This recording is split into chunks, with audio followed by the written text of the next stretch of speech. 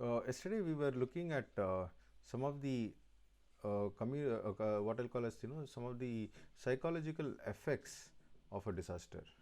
So we saw some of the things which are going to manifest themselves either as a physical response like lack of sleep, being irritable, so on and so forth, being reserved, or I mean like reserved, and other things are what we call as the social interaction of the person with each other, with the others. So we find that there is a lot of things which happen to the individual who has been affected by the who's had some who's been affected by the disaster, and in particular we call this as PTSD, or the post traumatic stress disorder. So it manifests itself in very many ways, and the person who is affected by PTSD is not a productive person. A person he is not able to be happy. Is not a person who is able to enjoy life to its fullness, right? So and again they may become what we call as victims of abuse of substance. So they may not be able to fully enjoy life, right? So one of the things which you probably need to do is look at different disasters, all the disasters which we have been talking about, and also probably you can include the recent pandemic. Go through case studies on how the disaster victims were counseled. What are the techniques that were used to make them feel more comfortable? What are the techniques which was used to help them overcome the problem which they worked with? And another thing, we also saw that even we may be victims of some kind of stress or some psychological disturbance. Now it may be that we are aware of that happening, or we may not be aware that it's happening to us. And one of the biggest things is accepting that it can happen to us also is a very big thing, right? So we'll probably be looking at some of the ways by which people can be reached out to. So there can be governmental agencies or non-governmental agencies which go and meet the people and try to help them get their life back on the road. Okay, so these are some of the things which we saw in the previous lecture, and today we will be looking back again at some of the ways by which we can uh, implement uh, yes, yes please. Are you currently screen sharing or connect now? Oh, I'm sorry, when we got disconnected I think screen sharing stopped. Right, now I think it should be sharing. Hopefully, maybe just give it a couple of seconds for it to get updated. Yes, Right, sir. Now it's yeah, visible. great. So now today uh, we will just very quickly try to tie up all the things which we've been seeing in the past few weeks. And if you look at disaster management at large, you'll find that there are a couple of things which are significant. One, we have hazard research. Okay, things which are having a potential to cause harm as a hazard. So we will try to identify hazard vulnerability. Okay, when we talk about vulnerability, we are looking at how it is going to get affected. Typically a negative effect. Okay, a typical when we talk about vulnerability, we are more worried that it is going to go out of sync in a negative manner. It's not going to be something which is going to cause greater productivity, greater happiness, or stuff like that. Okay, and other thing is we are also looking at hazard mitigation. Okay, so this is how we will probably doing our research. So suppose you are going to work out a tsunami warning system, earthquake warning system, or whatever, flood warning system. You are going to be doing what we call as the hazard research. So you are seeing what is the vulnerability of a particular region, For example, landslide. A place which is going to be vulnerable to landslides is definitely a place where you are going to find that the soil is having a higher potential to slip and fail. A soil which is having a greater water content which could agitate the motion. Okay, suppose the water content is such that it is going to make the soil stronger, you are not worried about it. If your soil is such that like the slope is such that you cannot cause it to slip and fail, you are not worried about it, but you are looking at the vulnerable regions, and then you are going to do some mitigation techniques. So this is hazard research which we do. Okay, and the other part is the what we can call as the disaster research. Okay, so what is going to be called as a disaster? So depending on the place where you are, you're going to find that there's going to be a huge difference in the perception of a disaster itself. So here typically what happens, what is your emergency response? Will the emergency response team be able to be mobilized very quickly so that the losses which are perceived as a result of the disaster are minimized? The other very important thing is disaster recovery. So how is it that we are going to make our recovery process faster? See, for example, one of the biggest outcomes of the pandemic is the economic crisis which is following it. So one of the things you will notice is the government is starting to pump money into the system, or trying to say how they are going to bring in investments. So the government is saying, like, so many lakh crore rupees is going to be invested over a period of time. All of these are given, and this is given so that we are in a position to what you call as overcome this situation, and together we can call this as the disaster preparedness. Okay, so when both of these are there, if I'm going to draw a Venn diagram, so forgive me, it's supposed to be something circular, but I am making it a little convenient. So whatever intersects here is the disaster preparedness. So when both of these are in a very high measure, your disaster, you're very well prepared for disaster. When you're doing a hazard research, you also need to do a disaster research, and vice versa. So when we are having this interaction in place, we are in a position to state that we are having the what you call as the disaster. We are more prepared to face the disaster. Okay. So now moving on, you will find that many of the times the effects of a disaster, which you are trying to minimize, right, is death, is injury, and also you will find that it is physical damage. So there are a lot of YouTube videos of how children in Japan are prepared for an earthquake. So what is happening? There's training, there's practice, mock drills, and in the event of an emergency, they are not going to be affected, in the sense that they know what is to be done. Okay. So if you see one of my previous videos, I think that is part of the lecture. Students duck under the tables immediately on hearing a bell, or immediately when the teacher gives an instruction. When they feel that the ground shaking has stopped, immediately they run to the nearest exit in an orderly fashion. No pushing, no pulling. So this prevents secondary dangers like stampedes. I'm sure that the memory of the recent, it's about a couple of years, within the past 2 years, the stampede in Bombay in the suburban railway station. It was a sad thing. Why did it happen? Because people panicked. Now, because of training, these children in Japan, in Japanese schools, are able to move out in a disciplined fashion.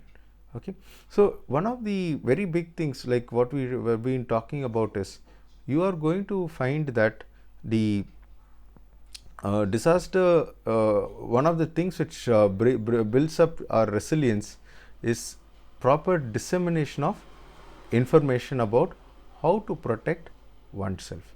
Okay, so one side is, of course, you will find that when we're talking about hazard vulnerability, whenever you're talking about hazard vulnerability, you are talking about how a community is ill prepared to face a disaster. So the resilient community is one where they are able to understand what are the hazards. First and foremost, they should know what are hazards. I'm also extending it to each and every one of us. So what is the hazard related to a particular system which we depend upon? It can be your house, it can be the road, it can be the bridge you use every day to go to your place of work and are coming back, right? See, for example, suppose there's a very huge hoarding on top of a building, right? This hoarding could be like poorly designed to take up the wind loads. This is one of the major cause of injury in many of the cases where there is gust winds. These hoardings are ripped from their supports and they go and hit motorists, or it can even hit a building, and it causes a huge damage. Just imagine you are holding an umbrella on a windy day. The surface area of the umbrella is quite small, but still it can exercise enough force to make you lose your balance, right? So this is what is going to be the similar effect on a hoarding, right? It can be yesterday there was heavy rains in Vellore, so there are certain what you call as the channels which are made to to transport all of this excess water. So if we are seeing on a normal day, you'll find that there is a lot of garbage clogging some of the meshes which are kept to keep the garbage out of the canal.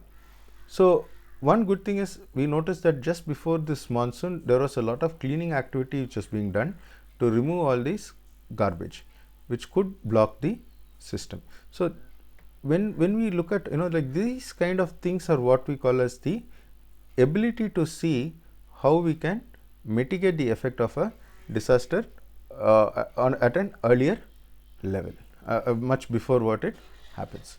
Okay, so first and foremost, people have to know what are the hazards. Again, so it means hazards they are exposed to. And again, one more thing is how long you are going to be exposed to a hazard is also sometimes very important. Then you have what is called as the physical vulnerability. I've been giving a few examples. When I say physical vulnerability, what is the potential for flooding to happen when the garbage is clogged, clogging the drainage channels? It is going to be high. So this is what we call as physical vulnerability. Suppose there is a road which is cut in a mountain and it is not, the slopes are not protected. This is another example of physical vulnerability. If suppose you are constructing a house or office, you are not taking into account ductile detailing, or you are not engineering the system, you are again going in for what I will call as physical vulnerability. So you can think about almost every natural disaster, I mean anything where you are working with, where you are exposed to, which could cause harm to you, right? So it can be earthquake. Due to earthquake, your building falling on, unfortunately, you, because you are not securing some of the things which are susceptible to be damaged by wind. That again is what you call as you are susceptible to damage to the whole thing. And like if you go also, like if suppose you are storing chemicals, for example, in a place like Ranipet, where certain accidents caused a plant to be stopped, and the chemicals which were stored there started to leach, they started to move in. This is again a this is also a vulnerability. Guys, just hold on for 1 minute. Okay, coming back.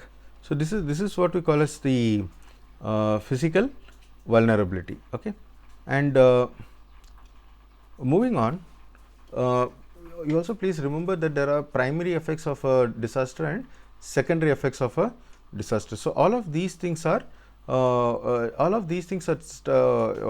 these are also going to impact the way the people are going to be affected, right? So I mean, like if you remember the gas tragedies which have been leakage of gas and other chemicals into the atmosphere, these are all things which probably we should be looking at. Okay, and again, how we live and work is something which impacts a lot of things. So for example, this is called what is called as the social vulnerability. How we live, how we are able to work. So these are things which come under the social vulnerability. Again, how close you are to an area which has been affected by disaster is going to have a very big impact on the recovery rates. Okay, so and again, like how society works together to get this is also another very thing. So this is another important aspect of the I mean, like of disaster management, and this is something which we probably need to look at. Okay, so as of now, you will find that a lot of the social vulnerability is being seen in the current pandemic situation. So how we are going to work, how is it that we are going to change, and all of these things are going to be very important. So remember that vulnerability, we talked mainly about the how the culture is, how the I mean, like the gender of the person, and these are some of the things which we look at. Okay, so this is what we call as the most vulnerable of population. Okay, so sometimes ethnicity of a person is also like causing them to be more vulnerable. Okay, and it's a very sensitive topic, so I am also not sure as to how much to go into this, but please remember that again, with like so when we say women, it's gender. When we say children, it is something related to age. Again, old people, it's related to age. Again, those who are better educated are less likely to be affected. But again, there's also another thing, like if suppose you look at it, if I get a PhD and I become so what you call as narrowed down, sometimes you become overqualified for a job also, and then you are not able to change. Okay, so there are a lot of things which are going to make a person vulnerable when there is going to be a disturbance, when there's going to be a change. Okay, so we can just think about all the disasters which we have been looking at. Okay, so whether it is going to be a natural, so whenever we are going to make a hazard analysis on a society, you will be looking at a few aspects. So what are the aspects which you will be possibly seeing? You are going to see what is the agent which is going to cause the hazard. It can be a natural agent. Again, within natural agent, we go with whether it's atmospheric, whether it's on the land, whether it's within the land, whether it is going to be biological in nature like the pandemic, whether it's going to be a solar storm which is going to knock out the whole thing. So it can be like a asteroid coming and falling. Then the other thing which we will be definitely doing is what are the threats? What is it that is going to cause the danger? And you will be looking at the characteristics. Again, once we get all of these things in place, we know the characteristic of something, then you are in a very good way to form your assessment plan and see how you are going to look at overcoming the same. Okay, so today, for example, although this is not exactly part of your syllabus, you are having the pandemic caused by the coronavirus, which is a biological agent, right? So what is the threat? All of us know. So for example, you are going to find that people are going to get sick, and those who are having comorbidities, they are likely to die, right? What are the characteristics which you can see. For example, what is the frequency or likelihood of the same occurring? Okay, and how predictable is the behavior? So now, for example, with this pandemic, there's one very big difference when compared to many other things. For example, can you predict occurrence of a flood? To a large extent, yes. Can you predict occurrence of earthquake? We can predict it with a high degree of certainty that it is going to happen. When it is going to happen, how bad it is going to be, those are two things which are not going to be known. On the other hand, a cyclone, yes, you can predict to a very large extent because you are able to see the agents which are causing the change. So again, here in the coronavirus, how predictable it is a very big question, because we are seeing that every day we get new insights, and some of the things are not so encouraging, like the antibodies are able to work only for 90 days. After that, you are again likely to get sick. Not a very encouraging thing to hear. Again, I am not making a statement, because these are all things which you are reading and we are still not, and I am not an expert on that. On the other hand, if suppose you are talking about an earthquake and it is an engineered structure, I can say I can predict the behavior of the structure which is going to be there. Again, whether it is controllable. Okay, if suppose you look at the disasters, just like which is there, like earthquake or other things, you can say they are controllable. So when you look at each of the disaster, you will be able to make a plan like this, and then you are going to say these are the effects. Okay, so for example, you know that we have seen lot of earthquakes. You know that people are going to lose property. You know that people are going to lose their businesses. You also know that people could lose some of their mental abilities to react to a situation. So you can go and give them some counseling based on the previous experiences, like okay, they are going to face a fear of losing their loved ones. How are we going to overcome this, right? So these kinds of what you call as this work what we do. Okay, when I say this work, it means like how we are going to predict the effects of an disaster is definitely going to mean that you are able to give them both the social care which is required, like for example, how you are going to bring them up into society, as well the psychological care which you need to this one. So you need to give them. So again, I am going to stress say that lay importance on the stress a human being or a society or a system is going to be put under. How are we going to overcome this stress? So please go through some of the ways by which some of the disasters have been talked about, and how the people overcome these disasters. Okay, so I will stop for now.